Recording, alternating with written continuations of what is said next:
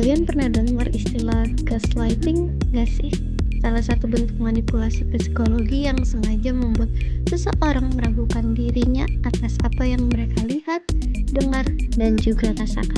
Seseorang yang melakukan tindakan manipulasi itu dilakukan secara sengaja loh, dengan tujuan untuk mendapatkan kendali atas orang lain dan untuk keuntungan dirinya sendiri dengan membuat orang itu selalu merasakan rasa bersalah dan meragukan realita yang sebenarnya.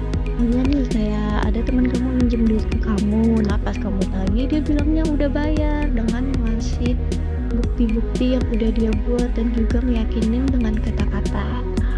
Habis itu kamu yakinin itu dan juga kamu jadi ragu sama apa yang sedang kamu perbuat saat itu.